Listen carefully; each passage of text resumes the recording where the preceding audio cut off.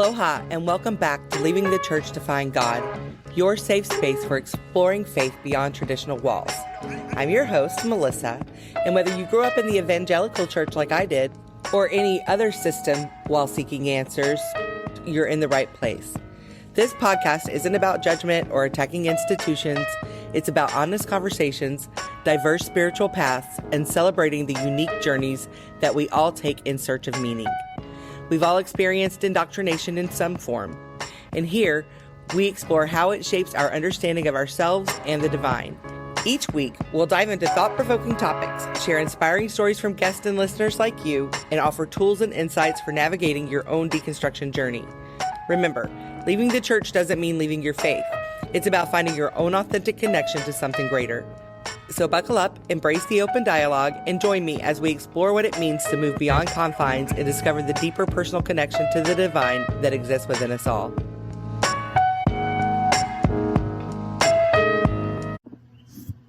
I had the funnest realization today because I have recently been more and more vocal about all of my woo. You know, in the past, I tried to keep like this balance of what came across as sanity and what other people could stomach, all the while like denying a lot of my gifts. And it's so fun because, for one, the more I own these gifts, the more they come into like their strength, which is really cool. Like the channels just keep opening and things become more and more clear. It's amazing. But also like it's fun. Like there's so much liberation and releasing shame. It literally feels like a trade-off. I talk a lot about alchemy, and I was thinking about this is like such a beautiful form of alchemy because we really can literally trade the shame for the payoff on the other side of owning our truth. And that's how it feels. Like every time I now make a post owning up to more of any part of me that has been kept in the shadows, it's like I kind of get off on it a little bit. It's fun. It's like, haha, I wonder who that's going to make uncomfortable. When before it was like, oh, I don't want to make anybody uncomfortable. I needed this approval or, didn't want to be judged by others. I didn't want people to think I was crazy because I hear from dead people. I didn't want people to think I was crazy, that I'm having all of these visions and understandings and impressions, and say that I'm channeling or I'm downloading, because I know it sounds so hippy dippy and woo woo. And the thing is that it's also my truth. And that's something I realized recently, is that there's more and more women, especially in this like neurodivergent sphere, right? People, especially people like late in life diagnosed autistic, ADHD, both, different ways of thinking, just a different way of presenting in the brain, right? The difference between an iPhone and an Android, it's just a different operating system.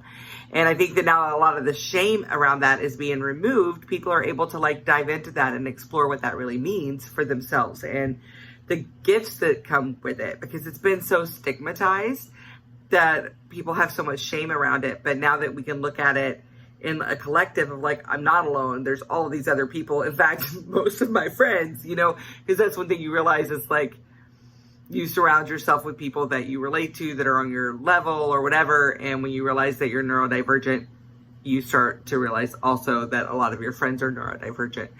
But either way, it's like taking the shame out of that and seeing that you're not alone allows you to own it and then to explore all the beautiful gifts that come with it. So there's just so much power in that. And that's one thing I'm realizing. It's like all of these witchy women are reading tarot, or doing readings, are doing energy healings, and they're really coming to the surface. But it's not anything new.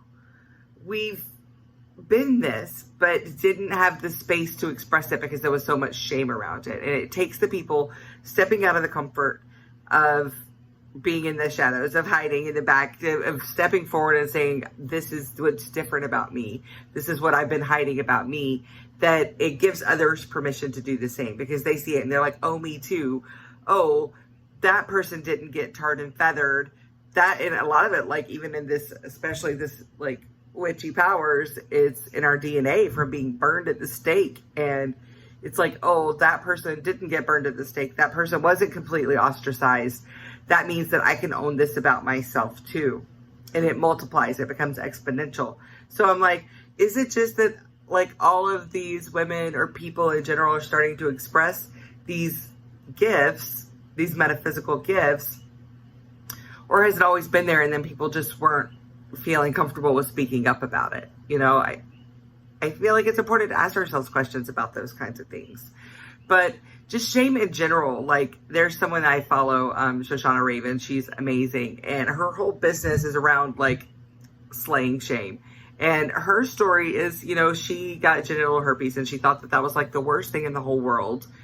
But then she owned it and she just like really started speaking it out loud. And every time she would speak it out loud, she felt more empowered. And her whole business, she's got like a multi-million-dollar business around owning your shame. And so she really alchemized that shame and turned it into her gift, turned it into her message, something that takes the power away from it.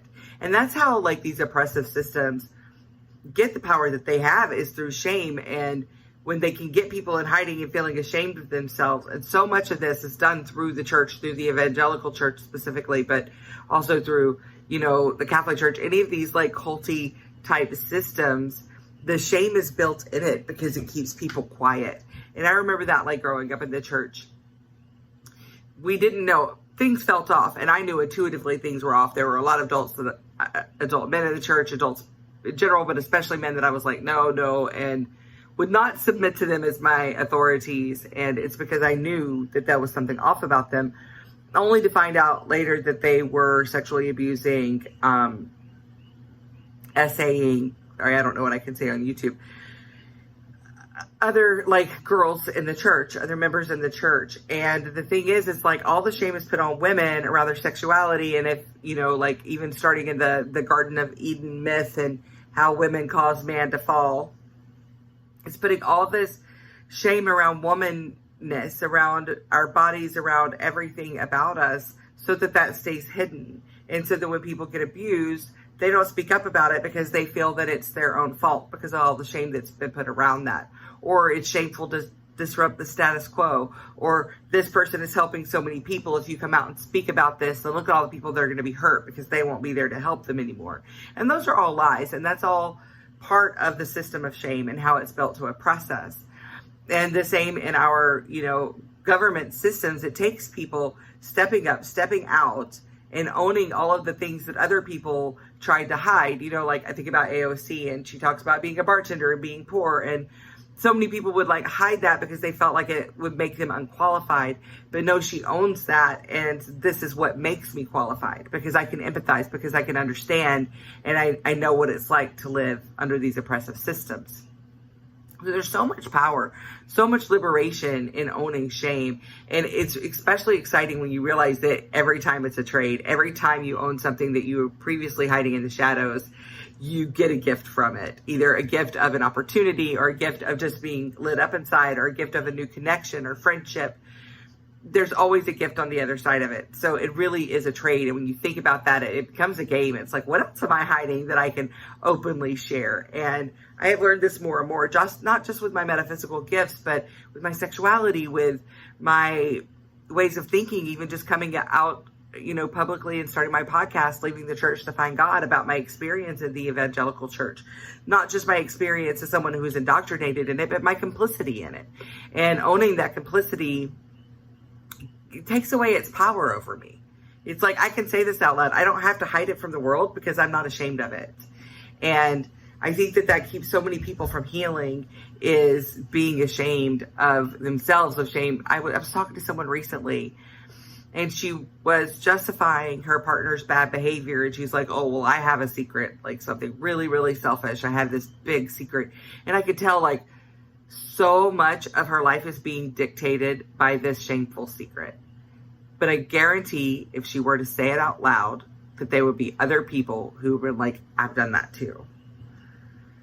And there'd be people that aren't bad people.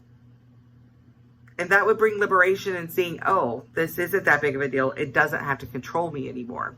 And that's the thing about it. It's like either we own our shame or our shame owns us. And we're operating from our shadows because we're just trying to hide ourselves. And we really can't, because we wear our shame all over us. Like, you can be, like try to look like you have it all together and try to look like you know everything that's going on, and you've already learned what there is to learn, you're enlightened, you're all of these things. But the things that we're hiding, or that we think that we're hiding, we're wearing them all over us. And other people can see it. Like, being in denial about it only makes it more obvious. But then when we own it, like, we can turn it into our power. Like, Taylor Tomlinson is this comedian. Sometimes, I think sometimes she's funny. Sometimes I'm like, whatever. We all have our own taste. But what I love about her is that she talks a lot about her craziness in relationships, about her recently being diagnosed as bipolar, about the things that normally people would keep hidden in shame. She takes them and she makes jokes out of them, and it makes people laugh, but it also helps other people to not feel alone.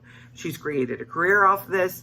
She's thriving. But not only that, is like, instead of looking like someone who is hiding and like wearing the weight of all the things they feel ashamed of, she's like a badass warrior that's standing out there holding it all and being like, yep, I'm bipolar. I can be a bit crazy. These are the crazy things I do. Ha ha ha. Because she knows that she's not alone in it, and it liberates others to be able to own those things about themselves. The same is like this shame, keeping things hidden, keeping people in power. Like, I was thinking about like the NXIVM cult. It wasn't until people started being like, hey, to each other, like, I was branded, like literally branded. I was assaulted in these ways. I've been controlled in these ways. It wasn't until people stepped out and started speaking it out loud, even just one to the other, that they were able to break free, because it spreads. And that's the thing. When we liberate each other from shame, that liberation spreads and it gets exponential. It builds and builds and builds on itself. Again, it's not like a 1+1 thing. It's a multiplication each time. And I talked about this in my last video, about authenticity and the vibration of authenticity and how it connects us to each other. And that's the same thing with like owning our shame, is it connects us to other people who are owning their shame. And that vibration grows exponentially. Other people see that, they notice it, they feel it, and it affects the collective. The more people who do it, the more people who feel liberated to do it. So when before one person was stepping up, then 10 people see that and they step up. Well, when 100 people see the 10 people stepping up, then they step up. And when those 100 people are stepping up, then millions can see them. And those people step up. And that's how exponential growth and expansion, that's how it happens. It's a multiplied effect. So when I say exponential growth, I want to be clear about what I'm talking about there, because I use it a lot in these videos. But overcoming our shame gives us power to change it. For so long, like, I have this story, I'm really bad with money. I grew up in poverty. My mom worked super hard. I was a latchkey kid. She worked her butt off, on minimum wage, and, we made it and we had what we needed, but we definitely struggled, and I grew up in this poverty. And being ashamed to say that had me stuck in poor money habits, had me stuck in self-destructive money habits, because I was too ashamed to admit that to myself, because I felt like, as an intelligent person, as someone who's breaking generational cycles, as someone who has stepped out of that shadow, I should know what to do with money. But that doesn't even make any sense, because it requires education. But I was blocking myself from that education because of my own shame. Like, I wouldn't even let myself see where I was lacking. I just kept thinking it was because I just didn't have enough money. If I had enough money, it wouldn't be a problem. But that's not true, because the more money I made and the more money I made, I still found myself in the same problems. They were just a different cost of problem, like a different financial price to it, but the same problems, the same energy of problems. So it wasn't until I could face that shame to myself and be like, this doesn't mean anything about me, except that I need to learn how to manage money so that I don't spend the rest of my life repeating these same cycles. And me hiding that from myself wasn't keeping it from being true. It was only amplifying it. It was showing up in all the ways in my life. So it took me like facing that and taking away its power to be able to change it and to do something about it. And that is one thing. Like, yes, it's great to own our shame publicly, own the things that we are hiding publicly. But also sometimes it's just a matter of like, the first step is just being able to own it to ourselves. And sometimes that's all we need.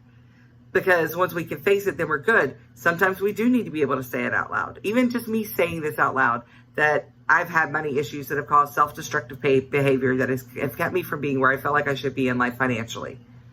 Me saying that out loud takes away its power. So not only does that open up for me to be able to learn to do better, but opens up opportunities for people to be like, hey, I actually maybe could help you with this. And reach out to me because they know that I'm open to the growth and the expansion because I'm owning it and I'm ready to do something different with it. That's an example of how it works. When you own your sexuality, when you own these things about yourself, it just opens up more and more opportunity, more truth. It's always a trade-off for something better. There's always holding on to your shame is not gaining you anything. And a lot of times we weaponize our shame. We shame others. Shame on you for doing that. Instead of asking, why did you do that? And finding out where the root cause of it is so that we can connect in community and grow together. Instead it's shame on you, shame on you. And shame, there's no good place for it. It doesn't serve to correct people. It just amplifies the behavior because most likely what is fueling the shameful behavior is internalized shame. So telling that person they should be shameful, it's not going to make their behavior change. It's just going to make them more shameful. And when we hide in those shadows and we really the more we try to bury it again, the more it's going to show up in our outside because our outside is a reflection of our inside. Again, I talked about that a lot in my last video. It's on the playlist that comes up at the end of this. I'm going to have a meditation for this. Usually comes out the following day, but there'll also be like a playlist, and that's my self-actualization playlist, which is a lot of these videos of this kind of conversation, these ways to set ourselves free so that we can find our way back to our authentic selves, which is where our highest truth comes from, which is where our highest timeline comes from, which is how we connect, how we build a world based on equity, unity, love, compassion, community. Again, like working together as a collective. I digress. But when we are trying to hide our shame, we're just going to show it. It's just going to be written all over us. And another way is that we weaponize shame against ourselves is by not apologizing. When we're wrong about something, we have so much shame of being seen as wrong that we won't apologize. But the thing is the person on the other end of the offense, they know that you're wrong. So you not apologizing only makes you look worse. When you can own your stuff and be like, that was messed up. Okay, recently, here's an example. A friend of mine started dating someone that they had dated previously, and that person previously had a bit of a reputation as a player. That was like 15 years ago. And my first response to my friend, who I love and cherish and want to protect, of course, was an insult, like referring to that person being a player. And I didn't think much of it. But then that relationship started developing into something more. And then this partner is not a player and is actually being really wonderful and very intentional. And I can see this as being a beautiful thing for my friend. When she brought back up that I had said that thing, I was like, oh yeah, that was wrong. I shouldn't have said that. I'm sorry that I said that. Everybody deserves the right to change and to have a second chance. And that was so long ago. And clearly I was wrong about that because look at how he's showing up now. Can't you imagine that was better for my relationship, for the trust in that friendship, than it would have been if I had made some excuse for it, if I had justified it, if I hadn't been able to own that and apologize and say that was wrong? Be like, yeah, but he was, so I had every right to say that and blah, blah, blah, blah, blah. Like, no, that makes me look like the asshole. That does make me the asshole. I'm not going to do that. Like, being able to apologize is another way of owning your shame. It's taking the power away from the shame and saying, I'm wrong sometimes. I actually don't know everything. I actually don't always have the best answer. Sometimes I'm operating from my ego. Sometimes I'm operating from my shadows. And sometimes that hurts other people and that sucks. So I'm going to own that because by owning it, it gives me the power to change it. It gives me the power to heal, to build trust, to create opportunity, and to change it. So, what was once in the shadows, it's now in the light. That takes away the power because in the light, it loses its sting. It's not so dark anymore. It's illuminated. And it's usually not that big of a deal. Guaranteed, the friend I was talking about with the big, deep, dark secret, I guarantee it's not as bad as what she thinks it is. And I guarantee she has punished herself so much for this thing that she's ashamed of that it goes so far beyond any natural consequence to that thing. Guaranteed. Unless it was murder or SA. I can't imagine it being so bad as to like be held against a person and justified for their suffering for so long. If that makes any sense. The thing you're hiding, it's not as bad as you think it is. Other people have done the same thing. Guaranteed. Even people that you love, respect, look up to, they've done things that you would be ashamed of, that you wouldn't do.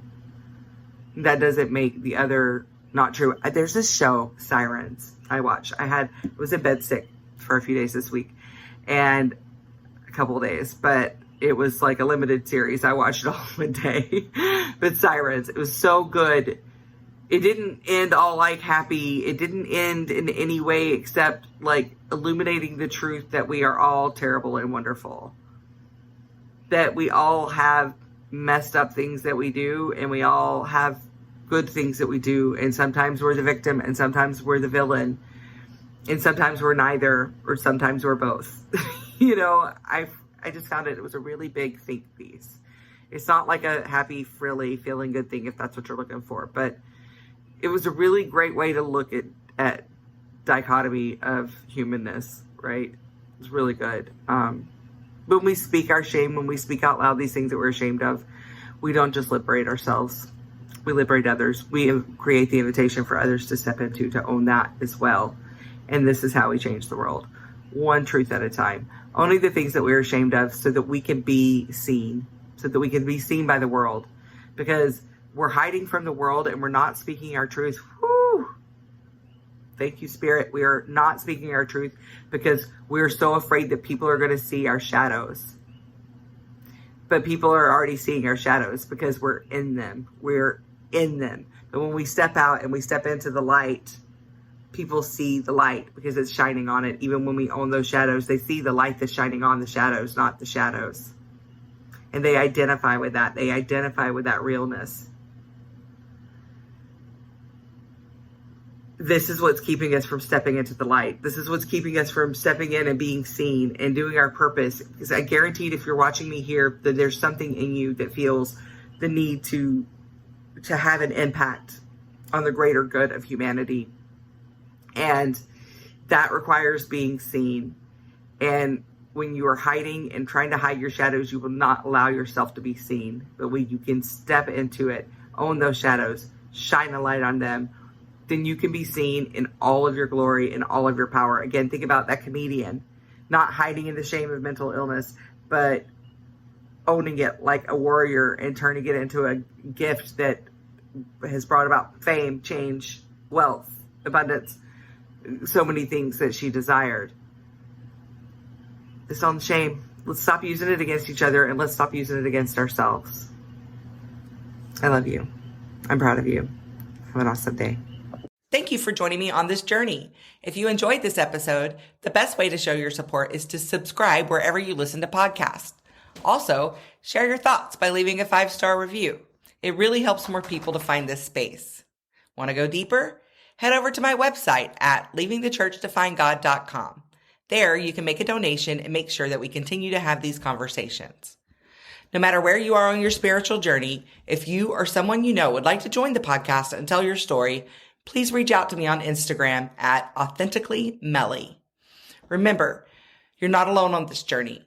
Keep exploring, keep asking questions, and keep finding your own unique connection to something greater. Until next time, stay authentic, stay open, and aloha.